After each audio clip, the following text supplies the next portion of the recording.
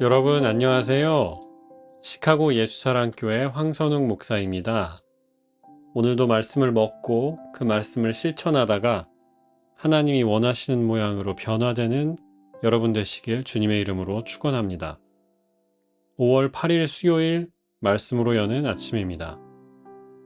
오늘 우리에게 주시는 말씀은 열왕기상 14장 23절에서 26절의 말씀입니다. 그들도 높은 언덕과 푸른 나무 아래마다 산당과 돌 우상과 아세라 목상을 만들었다. 그 땅에는 신전 남창들도 있었다. 이와 같이 이스라엘 자손은 주님께서 그들 앞에서 내쫓으신 나라들이 지킨 그 혐오스러운 관습을 그대로 본받았다. 르호보암이 즉위한 지 5년째 되는 해에 이집트의 시삭 왕이 예루살렘을 치러 올라와서 주님의 성전에 있는 보물과 왕궁의 보물을 다 털어갔다. 하나도 남기지 않고 다 가져갔다. 솔로몬이 만든 금 방패들도 가져갔다. 주님의 백성에게 주시는 주님의 말씀입니다. 하나님께 감사드립니다. 우리말에 부자 3대 못 간다 라는 말이 있습니다. 다윗이 세웠던 믿음의 명문 가문이 솔로몬을 거쳐서 오늘 르호보암에 이르는데요. 완전히 무너졌죠. 지난주에 그런 말씀을 드렸었습니다. 로켓을 한번 생각해 보세요. 얼마나 높이 올라가느냐는 그렇게 중요하지 않죠. 그 올라간 높이를 유지할 수 있느냐, 그리고 목적지에 정확하게 도달할 수 있느냐가 훨씬 더 중요합니다. 다윗이 가졌던 하나님을 향한 열심이 있었습니다. 그 열심이 솔로몬에 가서 성전 건축으로 결실했고요. 솔로몬 때에 성전을 통해서 하나님이 주시는 정말 넘치는 복을 받았습니다. 나라는 부강했고 백성들은 행복했습니다.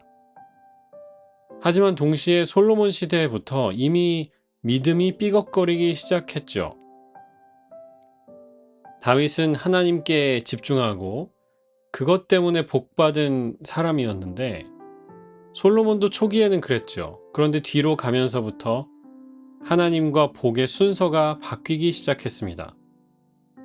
하나님을 통해 복받는다는 사실을 잊었고요. 복을 너무 많이 받아서 도리어 하나님을 잊었습니다. 르호보암으로 넘어오면 이미 이런 결과들이 나타나고 있어요. 왕이라는 자리를 하나님을 섬기고 백성들을 돌보는 역할로 생각하지 않았고요. 그저 왕이 자기가 원하는 대로 사람들을 부리고 백성들을 마음대로 할 수 있다, 이렇게 생각하고 있었어요. 젊은 신하들, 나이든 신하들에게는 의견을 물어보았지만 하나님께는 묻지 않습니다. 르호보암으로 오면 아예 하나님 이야기가 거의 실종됩니다. 르호보암은 하나님을 찾지 않았고 하나님의 말씀도요, 한두 번 빼고는 전혀 임하지 않습니다. 오늘 말씀해 보니 그뿐만이 아니었어요. 23절에 보니까 유다 백성들은 높은 언덕과 푸른 나무 아래마다 산당과 돌 우상과 아세라 목상을 만들었다. 24절에 보니까 신전에 남창들도 있었다고 해요. 하나님이 정죄하셨던 가나안의 풍조를 본받아서 언덕이면 언덕마다 우상과 신전을 만든 거죠. 우상을 그저 궁금해하고 취미생활처럼 잠깐 한 게 아니고요. 언덕마다, 나무 아래마다 우상을 두고 예배 처소를 만들었다고 고발하십니다. 그 결과가 어떻게 되었느냐? 이방 민족들의 침략과 노략이 시작되죠. 유다는 자기가 자기 힘으로 산다고 생각했던 것 같아요. 하나님이 뭐 필요하지? 라고 생각한 거죠. 하지만 하나님을 떠나자마자 하나님의 보호하심이 없어졌다는 것을 알죠. 하나님은 유다가 자기 죗값을 치르도록 그저 고통의 저들을 내버려 두십니다. 솔로몬 때에 만들었던 성전의 기물도 다 빼앗기고 왕궁의 보물도 다 빼앗깁니다. 너희들도 중요하게 생각 안 하는데 누가 가진들 뭐가 대수냐, 이런 마음으로 이방인들이 그저 성전을 짓밟게 놔두십니다. 이방인들이 성전의 기물을 다 그냥 가져가게 놔두세요. 여기서 한 가지 짚고 넘어가고 싶은 게 있는데요. 유다를 쳐들어온 것이 이집트였어요. 25절에 보니까 이집트의 시삭이라는 왕이 예루살렘을 치러 왔다. 흥미로운 대목이라고 생각하시지 않습니까? 왜냐? 솔로몬 왕의 부인이 이집트 공주였잖아요. 자세히는 모르지만 현재 유다를 치러 온 시삭이라는 왕은 그 공주의 형제쯤 되지 않았을까요? 르호보암에게는 외삼촌이 되는 셈이죠. 물론 21절에 우리가 읽지 않았지만 르호보암의 어머니가 암몬 여자였다라고 말씀하십니다. 그러니까 이집트 그 공주가 친엄마는 아니었던 거죠. 어쨌든 친엄마는 아니더라도 이복 형제의 외삼촌이 유다를 치러 온 겁니다. 아버지의 처남 혹은 아버지의 형님뻘 되는 사람이 유다를 치러 와서 성전을 다 짓밟고 보물을 다 훔쳐간 겁니다. 이게 얼마나 허무한 얘기입니까? 솔로몬은 어쨌든 이집트에 공을 들였는데 그 결과가 겨우 이거라는 거죠.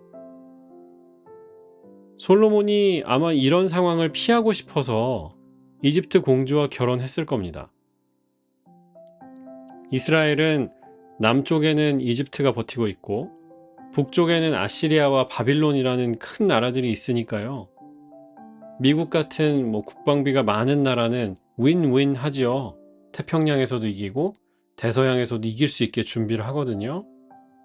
그런데 솔로몬은 한쪽하고는 좀 친하게 지내고 다른 한쪽에 전쟁이 나더라도 이길 수 있게 준비를 하자, 그런 생각을 했을 것 같아요. 그런데 참 헛되지 않습니까? 멀리 갈 것도 없어요.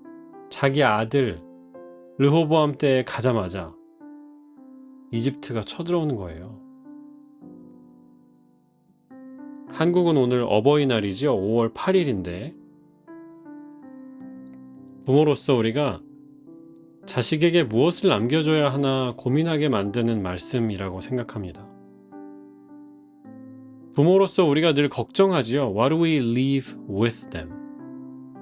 유산을 얼만큼 남겨줄 수 있을까? 집이라도 하나 남겨주고 싶고, 빚은 최소한 지지 않고 물려주지 않고, 학자금 대출 중에 다만 얼마라도 갚아주고 싶은 게 부모 마음이잖아요. 그런데 정말 중요한 것은요, what we leave with them 이 아니라 what we leave in them 이라는 생각이 들어요. 꼭 자식이 아니어도 마찬가지이지요. 내가 맡은 소그룹 식구들한테, 내가 가르치는 어린이들, 유스 아이들에게, 혹은 이 세상에 믿음을 남기고 가야 합니다. 사랑을 남기고 가야 합니다. 다윗이 품었던 하나님을 향한 그 열정, 그것을 물려줘야 합니다. 소유가 아니라 소명이 더 중요하다는 것을 반드시 물려줘야 합니다.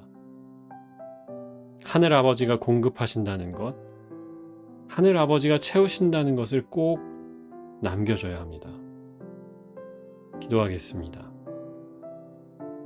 주님, 우리에게 하나님을 향한 더 큰 열정을 주옵소서.